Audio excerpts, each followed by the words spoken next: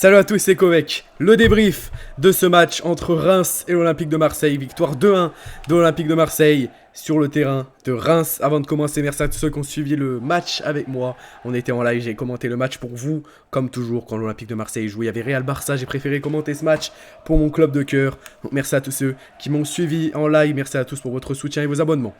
Avant qu'on commence, n'hésitez pas à poser le petit pouce bleu pour le référencement et vous abonner, ça ferait plaisir. L'Olympique de Marseille, les amis, s'est imposé 2-1 face à Reims. On va rappeler les statistiques. 19 tirs pour Reims, 12 tirs pour l'Olympique de Marseille, 6 tirs cadrés pour Reims, 5 tirs cadrés pour l'Olympique de Marseille. 56% de possession pour Reims, 44% pour l'Olympique de Marseille, avec notamment une ouverture du score de Balogun.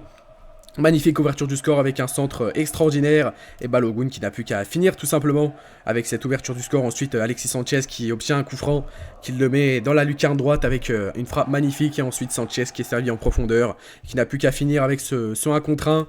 Alexis Sanchez qui a été tout simplement stratosphérique sur ce coup franc et sur ce deuxième but, ce qui nous donne donc la victoire. Voilà, on a marqué ce but à la 30e minute et on a pu donc tenir pendant quand même 70 minutes. Face à une équipe rémoise qui était quand même très très bonne face à nous. Bravo tout d'abord avant de commencer, bravo à cette équipe rémoise qui a été vraiment stratosphérique, qui a été quand même incroyable. Voilà, ils auraient mérité d'égaliser, même s'ils auraient égalisé franchement ça m'aurait pas choqué parce que voilà, ils ont fait de très belles choses sur le terrain, notamment Florin Balogun qui est pour moi un très bon talent. Une très grande future star et je pense qu'il peut aller très loin ce joueur. Bravo à lui, bravo pour son but, je pense qu'il va finir sur le podium. Bravo à nos Marseillais, merci à El Niño Maravilla pour son match incroyable et ce doublé. Franchement voilà, on l'attendait dans des grands rendez-vous comme ça. Surtout quand Lens venait de gagner et que le Paris Saint-Germain venait de perdre. Il fallait gagner, on l'a fait parfaitement. Et l'OM qui est donc deuxième avec 59 points. Paris est premier et qui a perdu 2-0 contre Rennes. En tout cas, je me suis régalé en tant que supporter marseillais. Je me suis régalé de la défaite du Paris Saint-Germain, du Qatar Saint-Germain tout à l'heure face à Rennes. C'était vraiment un pur plaisir, une pure maîtrise de la part des Rennais. Et au Parc des Princes là-bas, au Parc des Princesses, non franchement voilà, c'est à côté du débrief. Franchement c'était vraiment incroyable et ça nous permet du coup de nous relancer peut-être dans la course au titre les amis. Est-ce qu'on peut y croire? Il reste 10 matchs, on a 7 points d'avance avec le Paris Saint-Germain, on a 7 points de retard avec le Paris Saint-Germain. Est-ce qu'on peut y croire? Moi je pense qu'on peut y croire, vraiment je pense qu'on peut y croire. On est déjà à 2 points d'avance sur Lens et on termine parfaitement cette série de matchs. Avant, du coup, on se retrouvera le 2 avril pour les prochains matchs. On termine parfaitement avant la trêve internationale. Donc franchement, voilà. On ne pouvait pas faire mieux que de gagner ici à l'extérieur et prendre ces 3 points qui sont très importants, qui nous permettent, je répète, de nous rapprocher du Paris Saint-Germain et de nous mettre du coup à des points d'écart de Lens, qui est quand même à 2 points d'écart de nous maintenant. 2 points, c'est pas beaucoup, mais quand même, on a 2 points d'avance sur eux.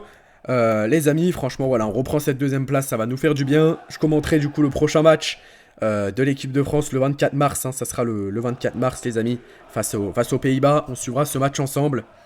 Et puis voilà, j'ai trouvé que cette équipe sans Balerdi, ça a été plutôt mieux la défense. On a subi beaucoup d'occasions, mais je pense qu'avec Balerdi les gars, c'est pas pour faire le gamin, mais ça aurait été pire. Ça aurait été pire avec Balerdi et tant mieux qu'il n'a pas joué ce match, tant mieux qu'il n'a pas été là. Par contre, je comprends pas pourquoi Igor Tudor prend toujours autant de temps à faire des changements. C'est vraiment dommage, j'aurais vraiment aimé voir Vitinha par exemple jouer. C'est vraiment dommage qu'il n'a pas pu jouer, qu'il n'a pas pu s'imposer dans ce match, ne serait-ce au moins 10 voire 15 minutes, ça l'aurait remis en confiance. On n'avait rien à perdre puisque c'était peut-être un changement pour aller chercher le 3e. Et je trouve ça dommage. Caboret, voilà, je vous le dis, je suis pas très fan de son entrée.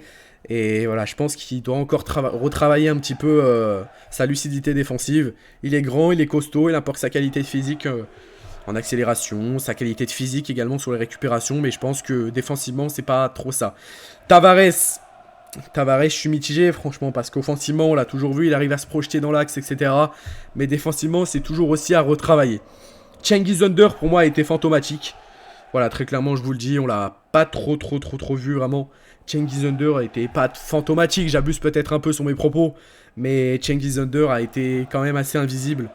Comme Verretou par exemple au milieu de terrain, qui n'a pas donné trop d'impact au milieu de terrain par rapport à un Valentin Rongier qui était placé en défense centrale et qui pourtant a fait le taf.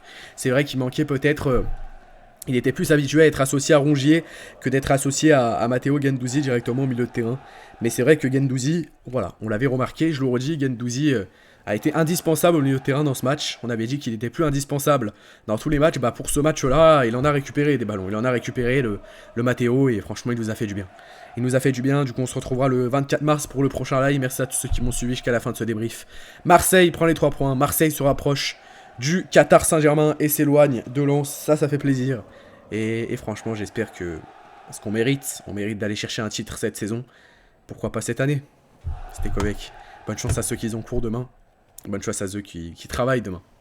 C'était des petits tacles, évidemment, qui font toujours plaisir parce que les Parisiens nous taclent. On est évidemment obligé de faire pareil. C'est la rivalité, vice-versa. Mais le meilleur club français s'est encore imposé aujourd'hui. Ciao, ciao.